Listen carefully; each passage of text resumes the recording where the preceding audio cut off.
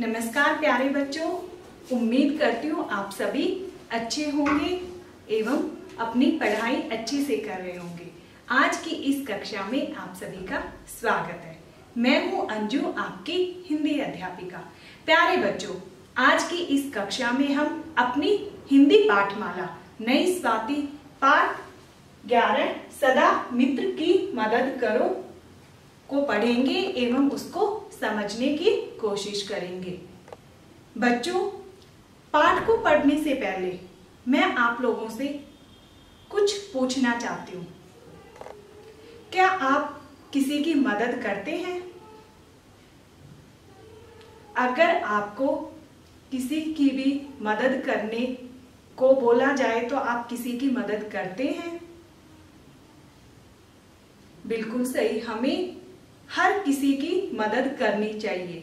अगर किसी को हमसे कुछ चाहिए, थोड़ी सी हमारी मदद चाहिए, तो हमें बेझिझक दूसरों की मदद कर देनी चाहिए, क्योंकि अगर हम किसी की मदद करेंगे तो उसमें हमारा नुकसान नहीं होता, अपितु हमें कुछ न कुछ फायदा ही होता है।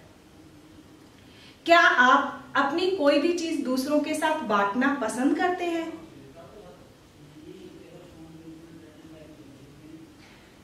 बिल्कुल बच्चों, हमें अपनी चीजों को दूसरों के साथ बांटना चाहिए, क्योंकि अगर हम अपनी चीज दूसरों के साथ बांटेंगे तो दूसरे भी हमारे साथ अच्छा व्यवहार करेंगे और जरूरत पड़ने पर अपनी चीज भी हमें दे देंगे।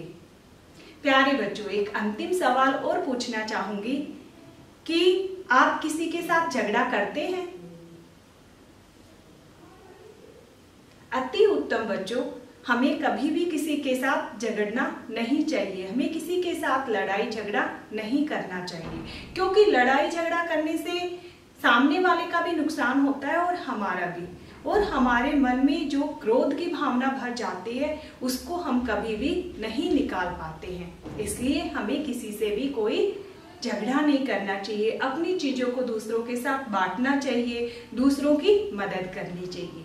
आज का जो हमारा पाठ है सदा मित्र की मदद करो में भी हम यही सीखने को देखेंगे, सीखने को मिलेगा हमें कि एक मित्र ने दूसरे मित्र की सहायता किस प्रकार की एवं उन दोनों का आपसी जो प्रेम था वो किस तरह से आगे बढ़ता हुआ चला गया। तो बच्चों, पाठ शुरू करने से पहले पाठ में जो कठिन शब्द आएंगे मैं पहले उनको दोहराना चाहती हूँ, उनको बताना चाहती हूँ आपके सामने। पहले हम अपने पाठ में आए हुए कठिन शब्दों के अर्थ जानेंगे, उसके उपरांत हम अपने पाठ की तरफ बढ़ेंगे। तो आप सभी को पता चल गया हम कौन सा पाठ पढ़ने वाले हैं। हमारा पाठ है पाठ 11 सदा मित्र की मदद करो। तो चलिए बच्चों, सबसे पहले हम पाठ में आए हुए कठिन शब्दों के अर्थ जानेंगे। जो हमारे शब्दार्थ हैं उनको हम समझेंगे। होशियार, होशियार का अर्थ होता है बच्चों बुद्धिमान। तबादला, तबादला का अर्थ होता है बच्चों बदली, एक स्थान से दूसरे स्थान पर जाना। वार्षिक, प्रति वर्ष होने वाला, जो आपकी वार्षिक परीक्षाएं होती हैं उसको आप ऐसे भी बोल सकते हैं प्रति वर्ष होने वाली परीक्षाएं। परीक्षा, इम्तिहान। उम्मीद, भरोसा, आशा भी बोलते इसको, आशा भरोसा। निश्चय, संकल्प करना। हैरान, चकित। पछतावा, पश्चाताप। परिणाम, नतीजा। घोषित, घोषणा होना। प्यारे बच्चों, ये शब्दार्थ थे, कठिन शब्दों के अर्थ हमने जाने हैं जो हमारे पाठ में आने वाले हैं। तो अब आपको इन कठिन शब्दों का अच्छे से पता चल गया है। अब हम अपने पाठ में आने वाले शब्दों को कभी नहीं भूलेंगे। जो कठिन शब्द हैं उनके अर्थ हमें पहले से ही पता चल गए। अब हम अपना पाठ अच्छे से समझ पाएंगे। प्यारे बच्चों, इस पाठ में मोहन और सुनील नाम के 2 बच्चे होते हैं। मोहन एक अमीर घर से है, वह बहुत ही होशियार लड़का है। वह पढ़ाई में हमेशा ही अव्वल, अव्वल का मतलब होता है प्रथम आता है, पहले स्थान पर आता है, और उसे अपनी अमीरी पर भी बहुत घमंड है। वैसे हमें अपनी अमीरी पर घमंड नहीं करना चाहिए, क्योंकि अमीर और गरीब दोनों ही कुदरत की देन है।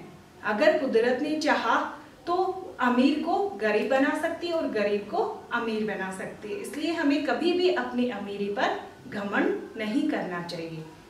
सुनील के पिता का तबादला, तबादला का मैंने अभी आपको बताया, बदली मतलब एक स्थान से दूसरे स्थान पर। उनके पिता का तबादला मोहन के शहर में हो गया, तो मोहन के स्कूल में ही, मोहन के विद्यालय में ही सुनील ने भी अपना नाम लिखवा लिया। अब अध्यापिका जी सुनील को लेकर कक्षा में आई और सभी बच्चों से परिचित करवाया। अध्यापिका ने मोहन से उसका सारा कार्य पूरा करवाने की जिम्मेदारी दे दी, लेकिन मोहन ने सुनील को कुछ भी नहीं बताया, उसने उसकी मदद नहीं की। लेकिन सुनील एक अच्छा बच्चा था, उसने अध्यापिका जी से मोहन की शिकायत नहीं की। वह जानता था कि मैं एक दिन अपने अच्छे व्यवहार के कारण सबका दिल जीत लूंगा। धीरे धीरे उसके अच्छे बर्ताव के कारण कक्षा के सभी छात्र सुनील के दोस्त बन गए। सभी ने सुनील की मदद की और सुनील ने अपना सारा कार्य समय पर पूरा कर लिया। वार्षिक परीक्षाएं नजदीक थी, सभी अपनी परीक्षा की तैयारी में लगे हुए थे, लेकिन सभी को ये विश्वास था कि इस बार भी मोहन ही कक्षा में अव्वल आएगा, यानी पहले स्थान पर आएगा। लेकिन ये क्या, एक दिन अचानक से मोहन बीमार पड़ गया और उसे तेज बुखार हो गया। अब डॉक्टर ने उसे सलाह दी कि वह घर पर रहकर आराम करे। मोहन घर पर रहकर पढ़ाई करने लगा, लेकिन बच्चों आप घर रहेंगे, आप कक्षा में नहीं आएंगे, अध्यापिका जी का वीडियो नहीं देखेंगे, उनकी बातें नहीं सुनेंगे, तो आपको सारी चीजें समझ नहीं आएंगी। इसलिए उसने निर्णय लिया कि वह कक्षा के बच्चों से पूछेगा कि कक्षा में क्या हो रहा है, कितना कार्य हो गया, और उसके आधार पर वह अपना कार्य पूर्ण कर लेगा, अपनी परीक्षा की तैयारी पूरी कर लेगा। लेकिन मोहन का व्यवहार अच्छा नहीं था, तो किसी भी छात्र ने उसकी मदद नहीं की, सभी ने मना कर दिया। और वैसे भी सभी अपनी अपनी तैयारी में जुटे हुए थे। अब वो अपनी तैयारी कर रहे थे, तो वो भला मोहन की तैयारी क्यों करें, क्योंकि मोहन किसी से भी अच्छे से बात नहीं करता था। इसलिए बच्चों आपको अपने जो कक्षा के छात्र हैं उनके साथ अच्छा बर्ताव करना चाहिए, अपने सभी मित्रों के साथ अच्छे से बातें करनी चाहिए। लेकिन सुनील का व्यवहार बड़ा ही अच्छा था, तो सुनील ने सोचा कि मैं मोहन की मदद करूंगा। उसने मोहन की मदद करने का निश्चय किया और वह मोहन के घर पहुंच गया। मोहन ने जब सुनील को अपने घर देखा तो वह बड़ा ही हैरान हुआ। हैरान का मतलब चकित, आश्चर्यचकित होना। और उसको वो सारा घटनाक्रम याद हो गया जो उसने सुनील के साथ किया था। जब सुनील पहले दिन कक्षा में आया, अध्यापिका जी ने मोहन से उसकी मदद करने को कहा, तो मोहन ने सुनील की मदद नहीं की थी। उसको वो सारी बातें धीरे धीरे करके याद आने लगी कि उसने मोहन ने सुनील के साथ क्या व्यवहार किया था। लेकिन सुनील का अच्छा बच्चा था, उसका व्यवहार सबके साथ अच्छा होता था, तो उसने मोहन की मदद की। वह रोजाना मोहन के घर आकर पढ़ाई करने लगा और वो दोनों ही जल्दी ही बड़े ही अच्छे मित्र बन गए और एक दूसरे की पढ़ाई में मदद करने लगे। धीरे धीरे मोहन भी ठीक होता गया और उसने अपने सभी विषयों की तैयारी अच्छे से कर ली। फिर क्या था, परीक्षा का दिन आ गया और सभी बच्चों ने अच्छे से अपनी परीक्षाएं दी। मोहन की परीक्षा भी अच्छी गई क्योंकि उसने सुनील की मदद से अपनी तैयारी कर ली थी। बच्चों सबको परीक्षा परिणाम का इंतजार था। सभी सोच रहे थे कि इस बार मोहन का जो स्थान है वो कौन सा रहेगा। लेकिन ये क्या, जिस दिन परिणाम घोषित हुआ उस दिन मोहन और सुनील दोनों के एक समान अंक थे। दोनों को प्रथम स्थान प्राप्त हुआ था। दोनों को बड़ी खुशी हुई। सब बच्चों को अच्छा लगा ये देखकर कि दोनों एक ही स्थान पर आए हैं। और मोहन सुनील के गले लगकर रोने लगा, उससे माफी मांगी और अपने बुरे व्यवहार के कारण उसे बड़ा पछतावा हुआ और उसने उसको गले लगाकर कहा, आज से हम अच्छे मित्र बन गए हैं, हम हमेशा एक साथ रहेंगे। बच्चों, इस पाठ से आपको क्या शिक्षा मिली? शिक्षा हमें ये मिलती है कि अगर हम किसी की मदद कर देते हैं, किसी का भला कर देते हैं तो हमें नुकसान नहीं होता, अपितु हमारा ही फायदा होता है।